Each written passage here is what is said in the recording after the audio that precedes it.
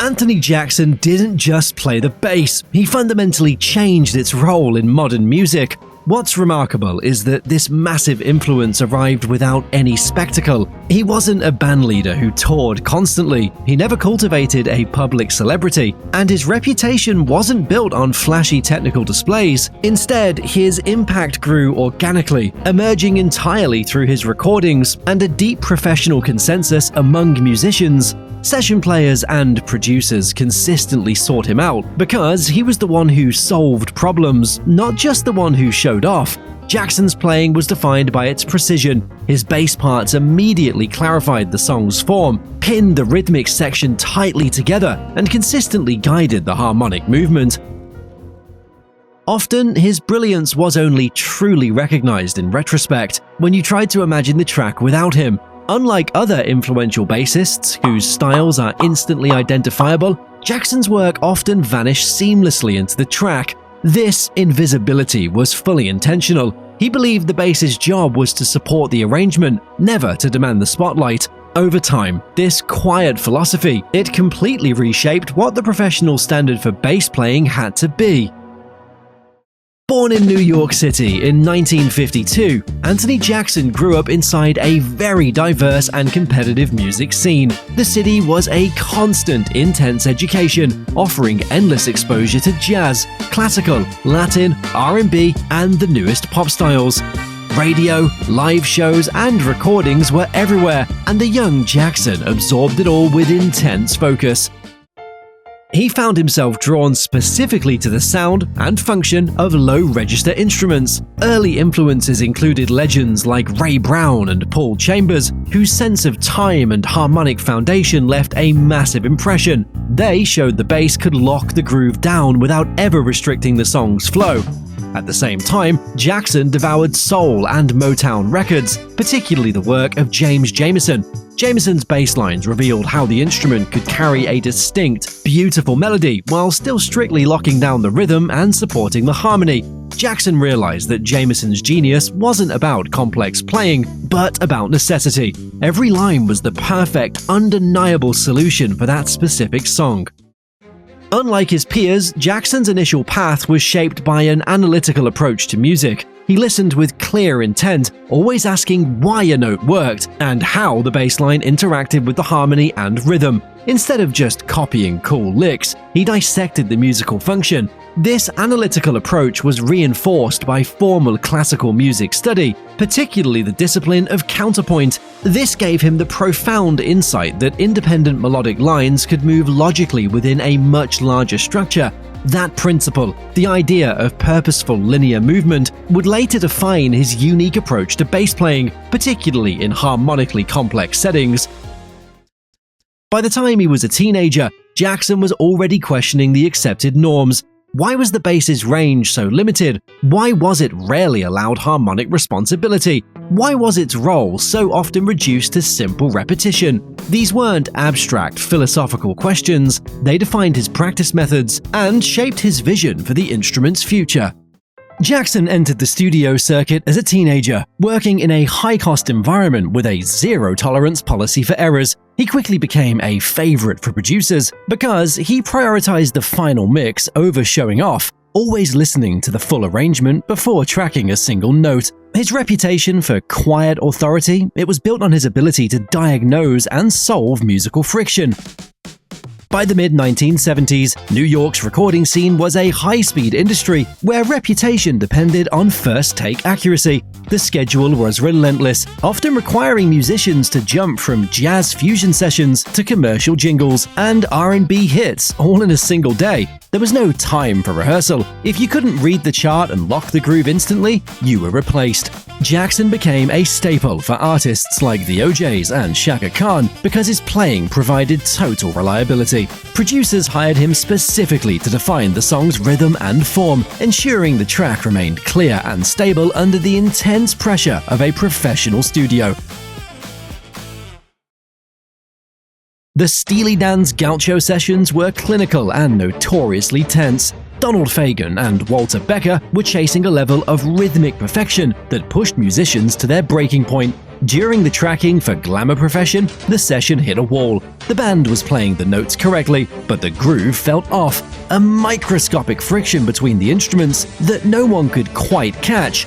Jackson sat in the room, listening to the playback while the tension built. Fagan and Becker were known to run dozens of takes for problems this small. Instead of suggesting a new part, Jackson made a silent adjustment to his timing. On the very next take, he shifted his note placement by a hair, delaying his attack just enough to sit deeper behind the beat. It was such a tiny change, but it shifted the track. By moving into that specific pocket, he created the space the other instruments needed to lock in. The arrangement stabilized instantly. The problem that had stalled the session vanished because Jackson altered the bass line to fit Steely Dan's specific requirements.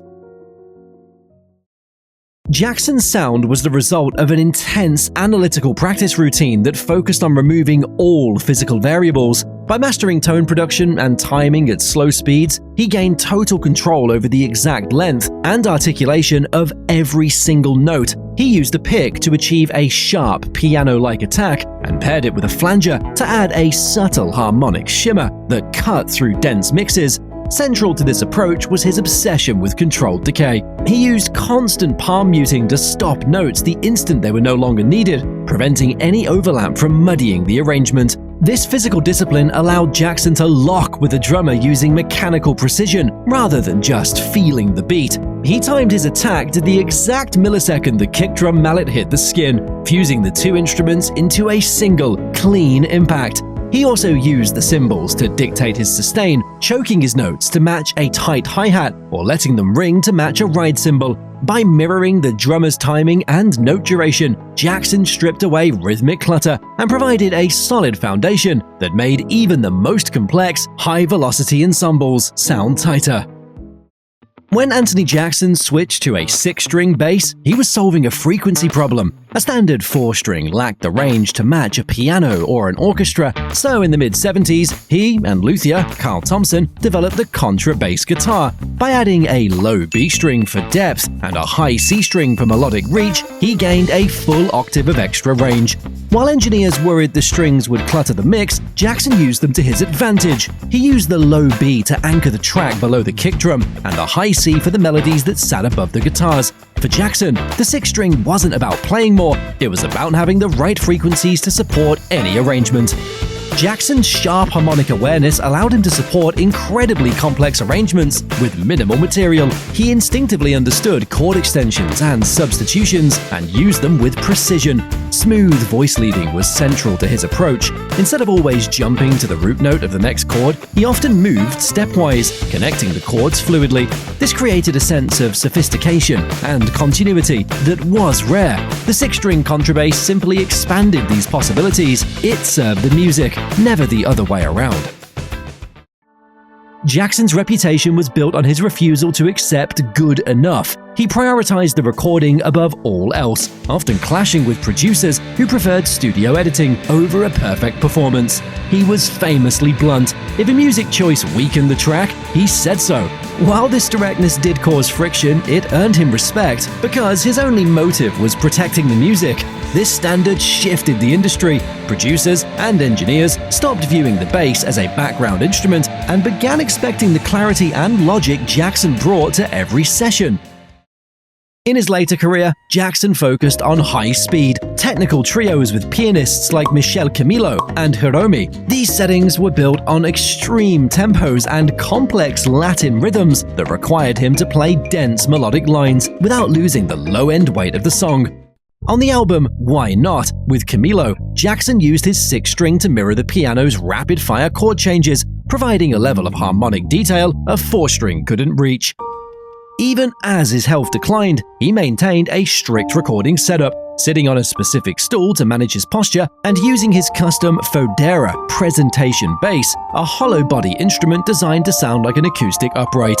His later work was less about being a session hire and more about these long-term partnerships. In Hiromi's The Trio project, he used the upper register of his bass to trade solos with the piano while simultaneously using his thumb to keep the low end moving.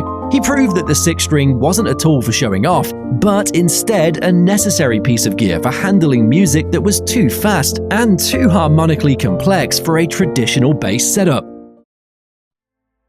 Anthony Jackson, who passed away on October 19, 2025, after a long battle with Parkinson's disease, leaves a legacy forged by fundamentally changing the perceived limits of the bass guitar.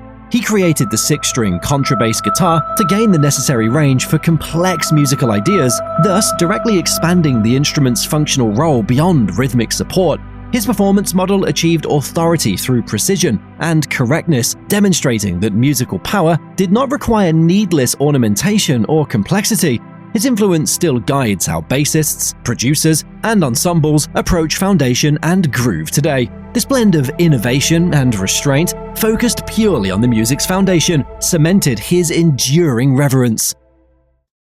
Anthony Jackson's career proves that the most influential person in the room, it's often the one who speaks the least. He didn't change music by being the loudest or even the fastest. He changed it by solving the technical problems that others couldn't see. By inventing the six-string contrabass, he didn't just add more notes, he gave the instrument the range to compete with a piano and the depth to anchor an orchestra. Whether he was locking to the millisecond of a kick drum or using a pick to find a piano-like clarity in a dense mix, his goal was always the same: to make the song work. He took the bass from a background timekeeper to an indispensable architectural tool. Anthony Jackson's legacy isn't just a collection of great bass lines, it's a blueprint for how to play with absolute authority while remaining completely invisible within the track.